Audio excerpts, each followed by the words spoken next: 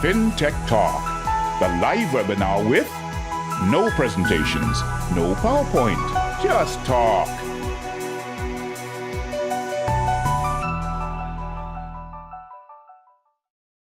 This is our first edition of FinTech Talk, so I'm particularly delighted to be welcoming you. An entrepreneur friend of mine asked, why create a podcast? There are others. And I came up with, I believe, two reasons why you're going to particularly enjoy FinTech Talk. I think the first is the quality of guests we have. We have scoured the globe to find world experts in FinTech, not just CEOs and entrepreneurs, but departmental heads who have a lifetime of knowledge they're prepared to share. And I think the second reason is we want to be the most profound and useful podcast. So it's my job to act as a Vulcan mind meld to suck out all the knowledge from our panelists and share it with you so that after half an hour, you can go back into your company with 3, 4, 5, 6 battle-tested ideas to present to your colleagues. So without further ado, let me introduce the topic. We're talking about whether legacy tech will undermine your transition to the cloud. And we have today two amazing panelists who I'm delighted to introduce. So without further ado,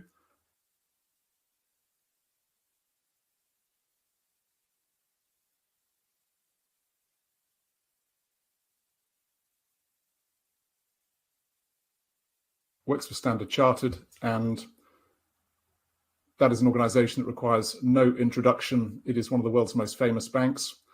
It is dominant in Southeast Asia. Sports fans will know it as the sponsor of Liverpool Football Club. Ruben's CV is worth checking out. I think of him as the Jedi Master of cloud banking.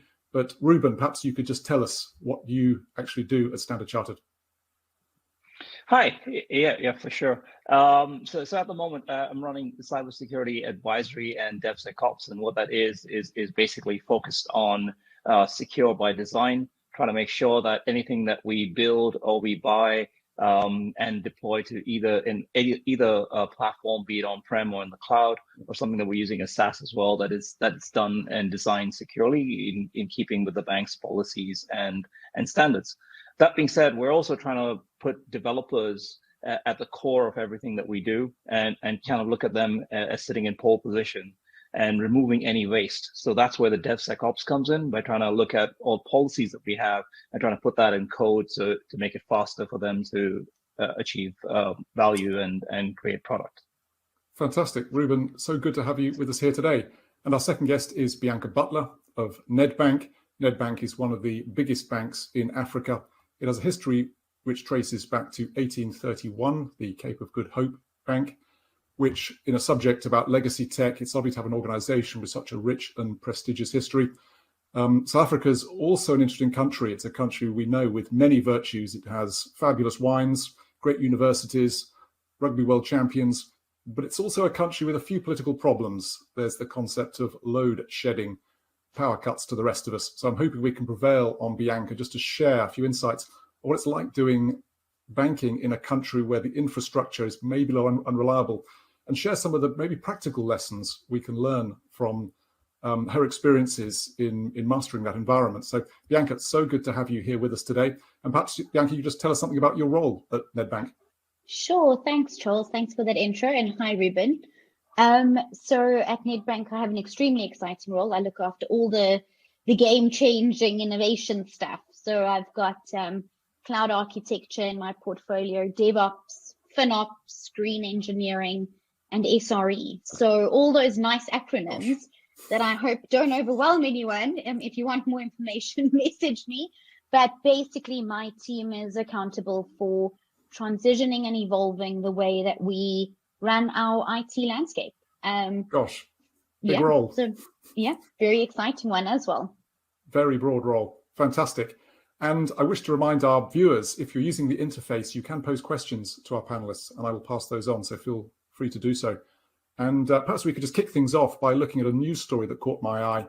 And this is the news that Nationwide, the world's biggest building society, is moving over to cloud native payments. My first reaction, Bianca and Ruben, was, gosh, it's 2023. They are taking their time. to be making this announcement, but I suppose every organization is somewhere different on this journey. And Ruben, let's start with you maybe. Is it fair to say that pretty much every bank and building society is on the same journey, moving over from legacy tech over to the cloud? Yeah, well, more and more everything that we do is moving towards being digital, right? I mean, we saw, I think COVID is probably the biggest catalyst to everything being done digital, and it kind of, it accelerated that journey. So to that end, if you want to connect to the various ecosystems, you got to be thinking cloud. It is the underpinning technology to be able to connect to this whole API ecosystem. So yes.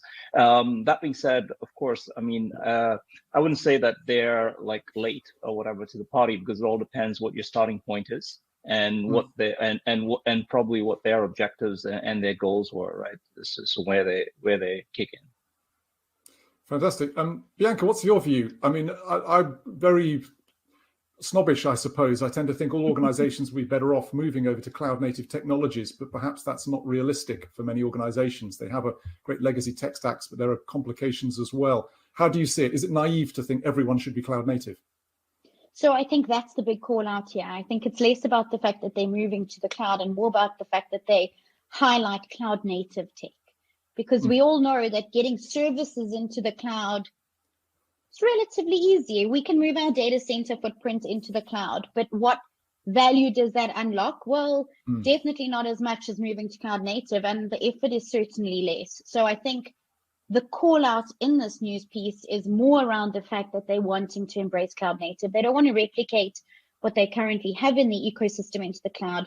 They rather want to embrace the unlocks that cloud can truly provide. So we can be a bit kinder on them. If they said they were lift and shifting into the cloud, I would say, no, they're late to the game. But I think that call out around cloud native is important. Tell me, do you believe that people really understand what cloud native means? And I'm lucky enough to talk regularly to the Cloud Native Computing Foundation, talk to Taylor Dolezal there, who's VP of Ecosystem. I'm lucky enough to get the explanation direct from him about their philosophy of cloud native. But it is at heart quite a sophisticated idea, and it's not just moving to the cloud. You're right, it's about re-architecting stuff and thinking differently. So do you believe that people really understand what cloud native is? And in your view, what is it? Is it just about tech, or is it more a holistic mindset? Oh, that's such a good question. And it's something that we've really grappled with ourselves. And when you hear cloud native, you immediately think, oh, it's about using the services available in one of the hyperscalers. But in fact, if you take a deep dive, it's exactly what you've said. It's changing the way we engineer and architect. And in fact, the underlying infrastructure becomes less important, because you want to rather revolutionize the way you're building your software beginning to end. So looking at your full SDLC and all the practices, and Ruben can jump in here around DevOps and automation and infrastructure as code, and moving to microservices and serverless, all these exciting things, which actually nowhere in that does it speak about the use of a RDS database or a cloud native tool. So you have to differentiate between a cloud native service or tool, which is on offer through the hyperscaler, and cloud native as a way of working. That's what we've sort of learned over the last few years. Fantastic. Ruben, how do you see it at Standard Chartered? Yeah, totally agree with Bianca. It's about, it's about adopting modern technology stacks and practices. So it's starting off like, with, and I think it all bases on what are we trying to do this for? So business agility. So you got, it's like, so you think about the culture and the new ways of working with agile, and then to be able to enable that, you've got to look at trying to break down that barrier between development and operations. And you have DevOps and then automated pipeline. It's something that you definitely need, thinking about, I mentioned policy as code and that sort of stuff. And then you're looking at, obviously, when you want to connect to the various ecosystems, you need to have sort of an API strategy. You need to also then look at how do you move things around, because we're global. We're sitting in South Africa, Singapore, and where are you, Estonia or somewhere? So so we're all over, and financial services are required everywhere, and you have customers everywhere. So to be able to connect to that whole ecosystem as well, you need that scale, right? So containerization and management of those containers then also becomes something to look at, right? Could you just give us an insight into the tech stack at Standard Chartered? Because I know people talk about how complicated banks are, but people talk about spaghetti systems. I know HSBC runs more than 50 cores, 7,000 applications. That to me sounds like a spaghetti system. There's a lot of legacy tech there as well. What does it look like back end at Standard Chartered? Well, I mean, obviously, it's a bank that's been around for 160 plus years, so definitely there is a lot of legacy technology. But we did embrace, modern tech, and that was the whole reason to try to go to the cloud, to kind of uplift the technology as well as uplift the skills in the organization and to attract new talent, right? So that was all to do that. But obviously, some things have been, like, I think one thing to call out is core banking. So core banking, I mean, if you are a retail and commercial bank, you do need a solid core banking system, and that is one that that needs to be able to enable these different connections, right, for payments and processing. So there was obviously a lot of thought put into which way to go with our neobanks. The way they went was, born in the cloud, so SaaS solution for core banking, which worked really well for them, because when you're starting off with a clean slate. This is Mox, right? This is Mox, your neobank. Yeah, exactly. Yeah, exactly. You can paint whatever you want when you have a clean slate, right? But when you already have something, then the question becomes, what's the cost of switching, and do I do that right off the bat and go, or do I try to transform what we have? So I think for the core bank, we looked at transforming what we have, and I think it's a great story, because we moved the core banking system to the cloud initially to consolidate the code base for the various regions, and then subsequent years they looked at, as they roll out new regions, to then adopt more modern cloud native technologies and evolve it. So the stage approach, yeah. Yeah, I wonder whether when you've adopted more cloud native technologies, whether your tolerance for old fashioned legacy tech has reduced. And I'll tell you something, in Estonia, the government, which is the most advanced digital government in the world, has a rule: nothing can be older than 13 years. If any application is older than 13 years, it must be rewritten from scratch. Which is why the whole country runs like a Swiss watch. And I wonder whether, as you've adopted cloud native stuff, whether you thought, God, we can't put up anymore with stuff that's 20 and 30 years old. We can't recruit people to work on COBOL systems. What's your experience been? Has it been positive with cloud native, or have you discovered maybe there is a role for legacy tech?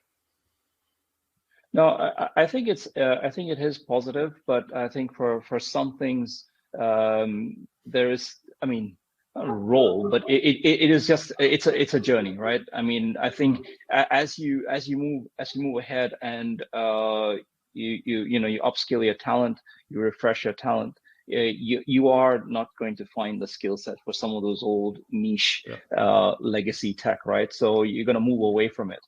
It's just a matter of time. Yeah. So that's what we're finding. Yeah.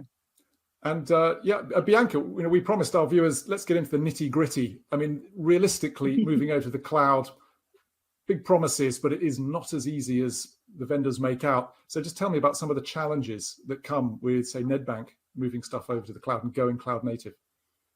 Absolutely. So I think there's a few call outs and a few acknowledgements we need to make about our journey to the cloud as South Africa. So let's quickly touch on those. I think the first is that the presence of the hyperscalers in South Africa is still relatively new. So quite a unique challenge to a region which is, has new data center availability from AWS or Azure, is whether all the service sets are available or not. And what we've experienced is that we get a limited set of services deployed into our region and then a phased approach to rollout. That obviously has an impact on what we can migrate into the cloud and when. So that's the one acknowledgement that we need to make. And then the second acknowledgement is that we, to Ruben's point, we're not starting with a clean slate. We have every flavor of tech ecosystem, like every bank. And it was about finding the correct platform strategy while considering the cost implications and how to fund this wisely.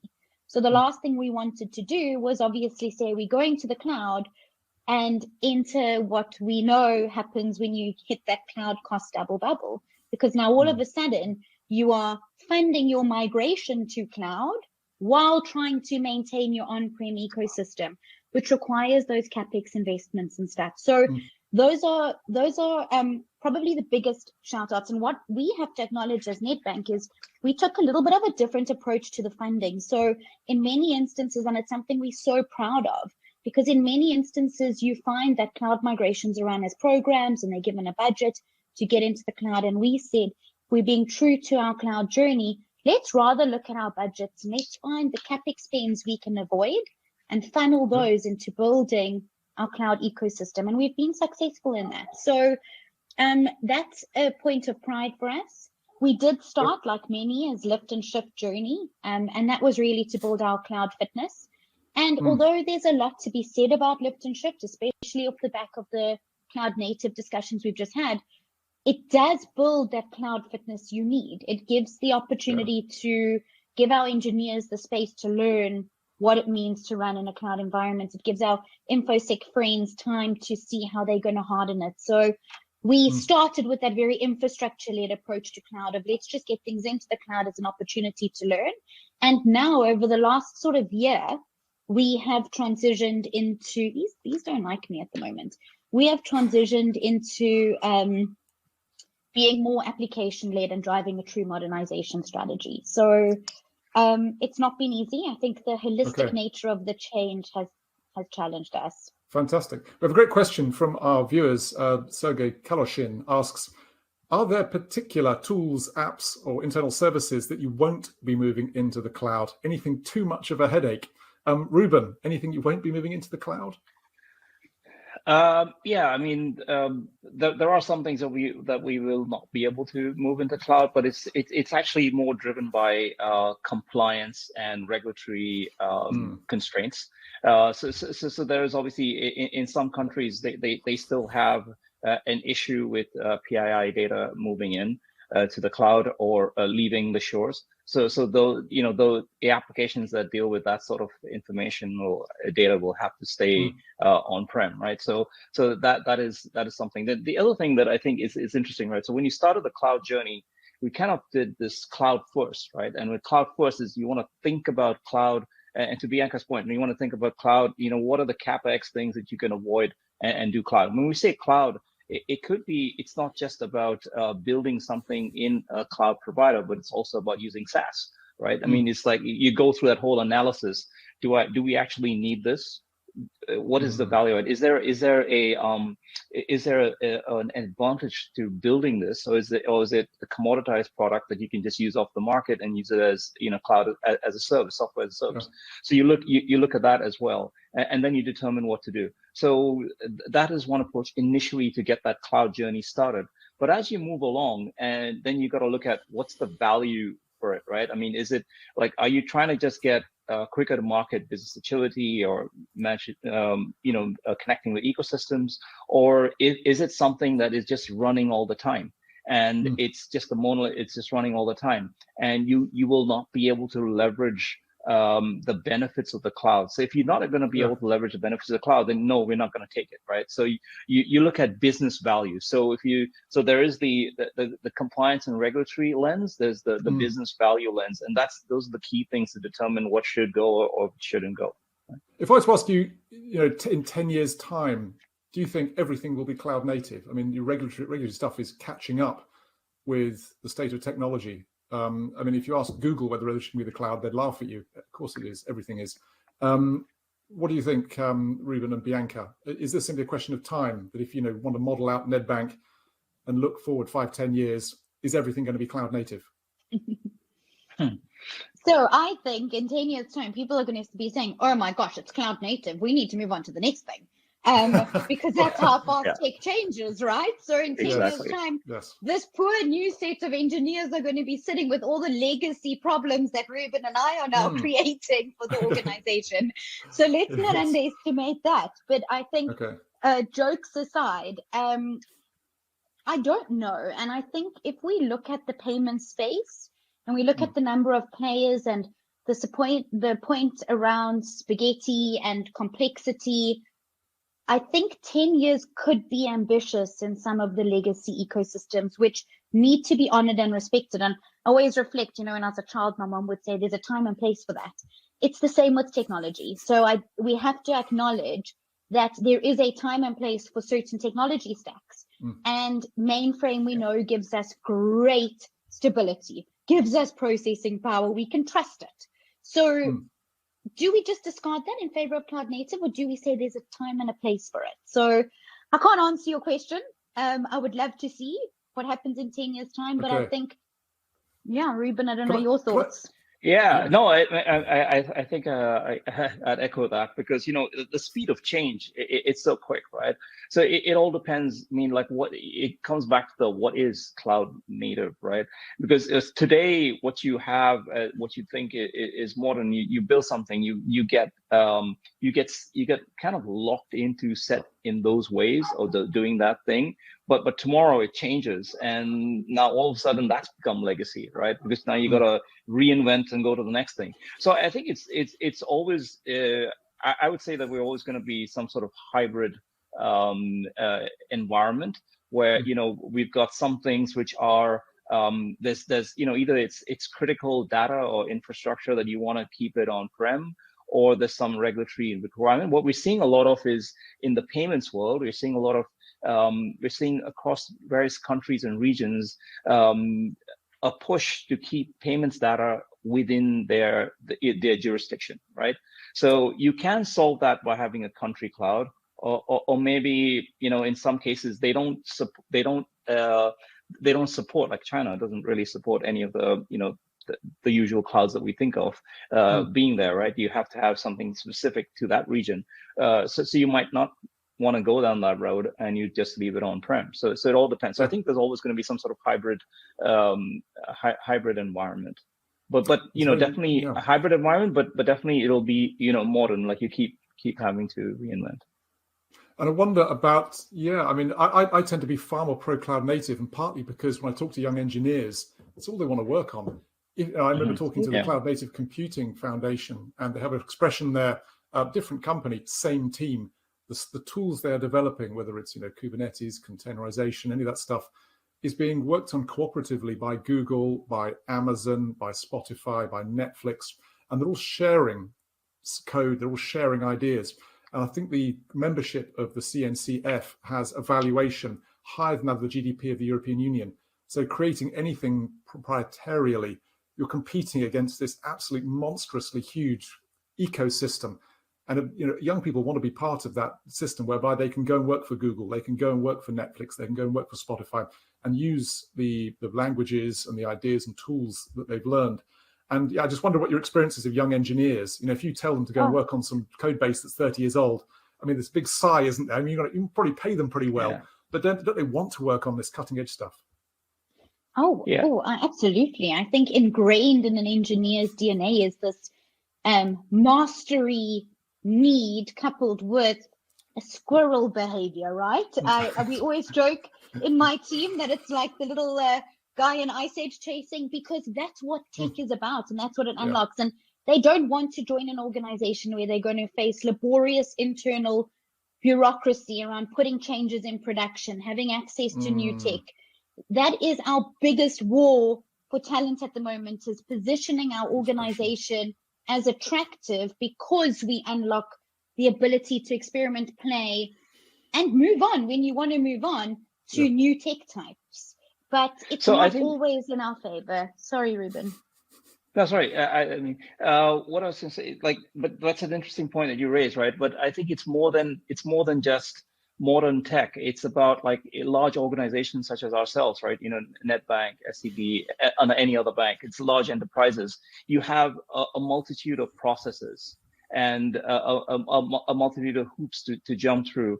And I think one, as I mentioned earlier about, having developers sit in pole position, is you want to be able to see how the developer experience, that's really key. So that's what we need to be looking at, right? I mean, you can get the brightest and sharpest of minds to work not just on the tech. They can get frustrated even if you say that you can use cloud or you can use whatever AI, etc. But they can get frustrated if there are a multitude of processes. So you Oh, got absolutely, it's really yeah. about it's really about kind of removing that friction, having that automated sort of pipeline approach where they can get it's an enable them to kind of build their products, right? So I think that's really key, because developers are of two types, right? They're either bricklayers or cathedral builders. So the ones that are cathedral builders want to see their product in production, somebody using it. So I think those are the ones you want to attract. Fantastic. And I'm always looking for advice you can pass on. And I've certainly learned a far more nuanced approach to considering legacy tech, that there is a place for it. Bianca, lovely expression from your mother. We will accredit her with there is a time and a place. So I was just wondering if the people watching this who maybe like me have the default of, no, legacy tech, you've got to rip it out.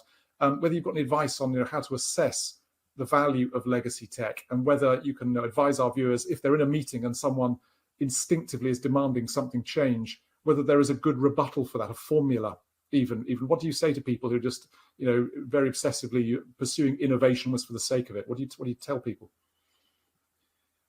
It's about business value, right? I think that's what it comes down to at the end of the day. So as Bianca mentioned, right? I mean, you have like mainframe gives you stability, and you don't want to throw that out. And one of the, we're talking about financial services, we're in the trust business. You cannot lose trust. Once you lose that, it's very difficult to get it back.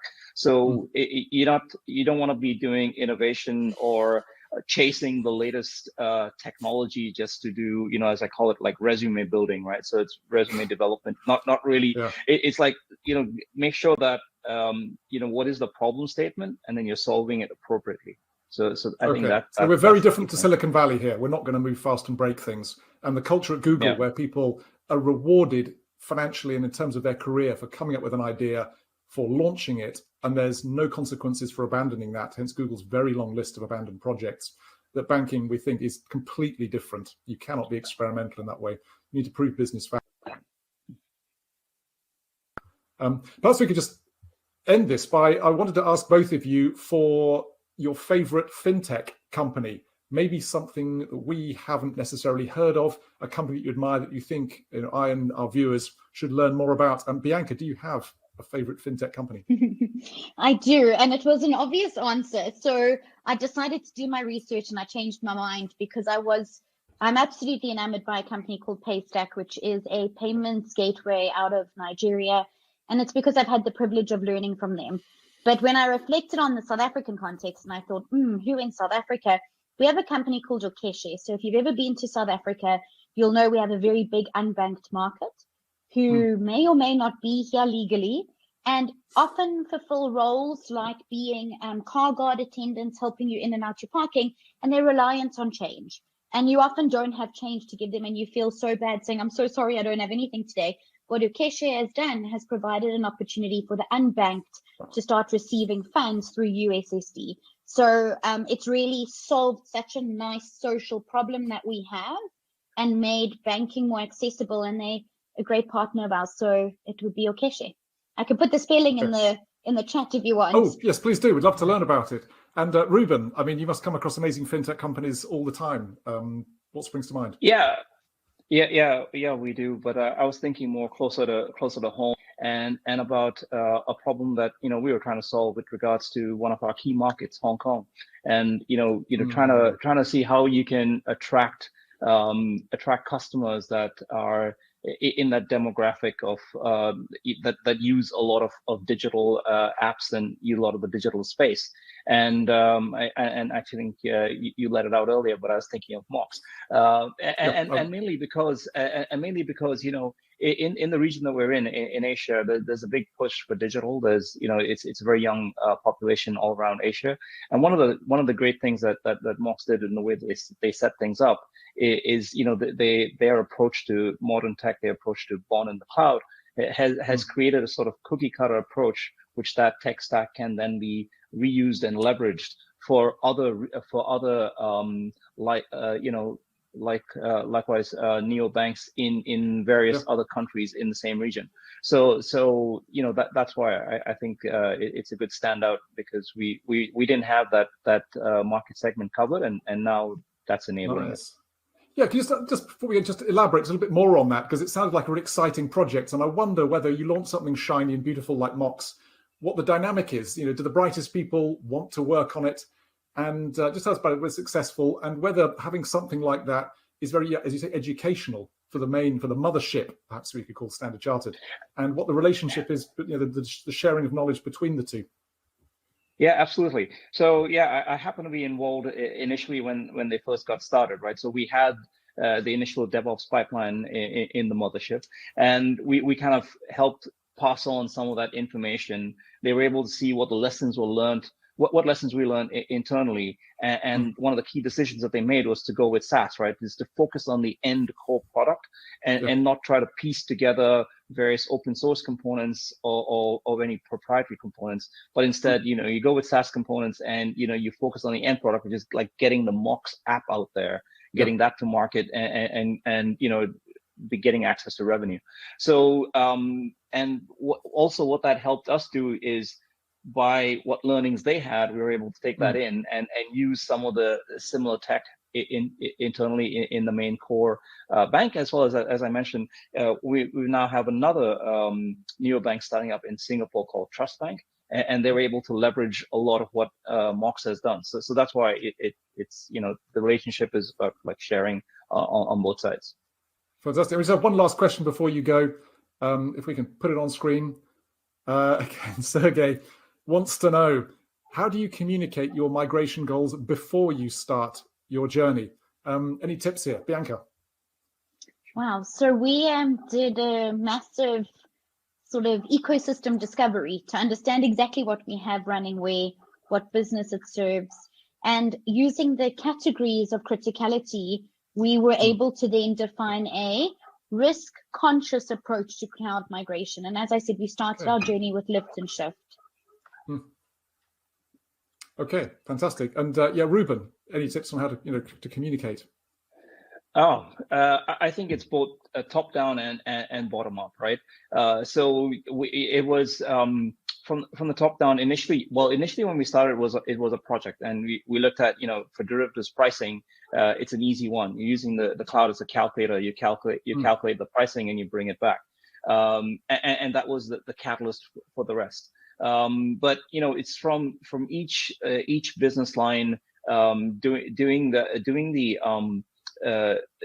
comms and having a lot of we partnered with AWS and with Azure, but initially it was AWS, and with them we did a lot of road shows with the management team, with the board, to explain what was cloud, what was happening, how would it benefit, and go through all those FAQs of what they might have, what they might ask, what they might have concerns over and answer that, right? I think that was pretty key. So it was from the top down doing that, and bottom up as well, having a lot of DevOps days, cloud days, so people got to know the technology, got to know what was happening, where they could get training. I think that was a big part of it. Okay, fantastic. Bianca and Ruben, thank you so much for your expertise and time. I've learned a huge amount, and you have successfully changed my mind about the instinctive and obsessive need to rip out legacy tech and replace it with something shinier and newer. The debate is so much more complex. So Bianca and Ruben, thank you for your time. And I'd like to remind our viewers, we'll be back for episode 2 next Tuesday, 4 p.m. UK time. So I hope to see you there. So for myself, Charles Alton-Jones, thank you for joining us at FinTech Talk.